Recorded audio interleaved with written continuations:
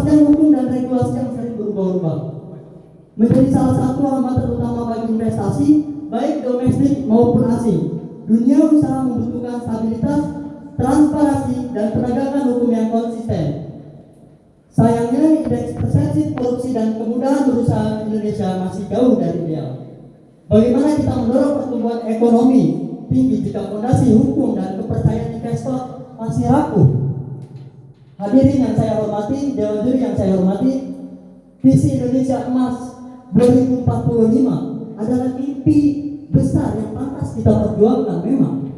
Namun justru karena visi ini itu begitu penting, kita harus bersikap realistis dan strategis.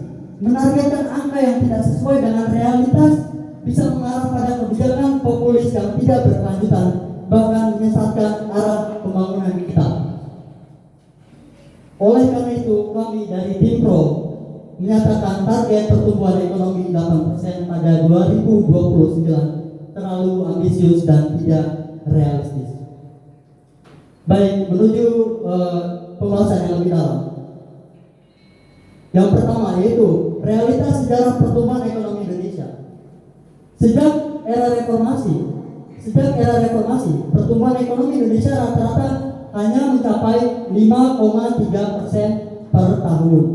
Bahkan pada tahun-tahun terbaik seperti 2007, 2010, pertumbuhan ekonomi Indonesia hanya mencapai sekitar 6,3% hingga 6,5%. Bahkan tidak pernah menginjak 7,5%. Dan itu pun dalam kondisi ekonomi global yang sangat mendukung.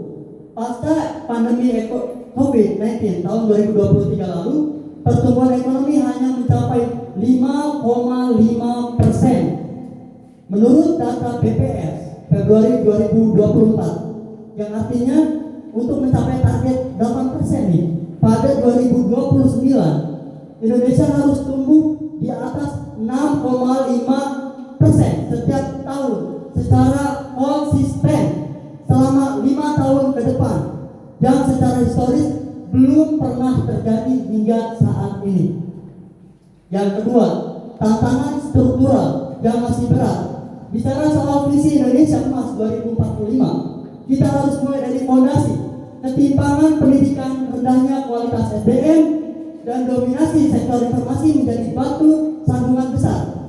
Data dari World Bank tahun 2023 menunjukkan bahwa tingkat produktivitas tenaga kerja Indonesia masih jauh di bawah negara-negara tetangga seperti Malaysia dan juga Thailand. Lebih lanjut lagi, sekitar 58% tenaga kerja Indonesia masih berada di sektor informal yang sulit diukur produktivitasnya dengan rentan terhadap krisis. Tanpa reformasi struktural yang serius, produktivitas nasional tidak akan cukup untuk mendorong pertumbuhan sebesar 8%. Poin yang ketiga yaitu iklim investasi dan kepastian hukum yang benar belum stabil. Indonesia masih menghadapi tantangan besar dalam hal kepastian hukum dan konsistensi regulasi.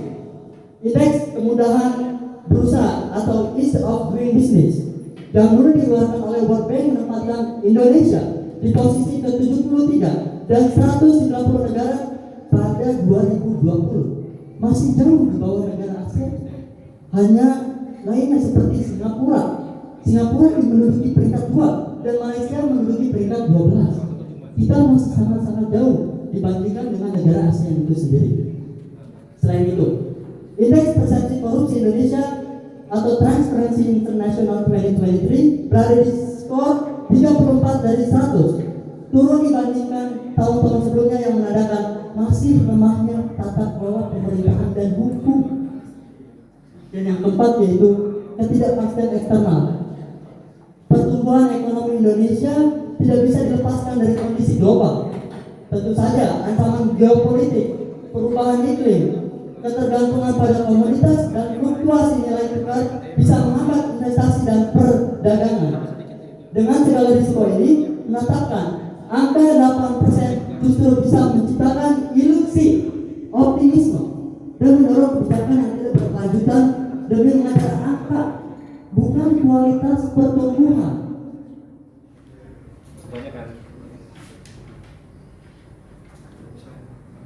Dan dengan ini kami selaku tim pro menyatakan dengan tegas bahwasanya kami sangat-sangat setuju. Kami tegaskan kami sangat-sangat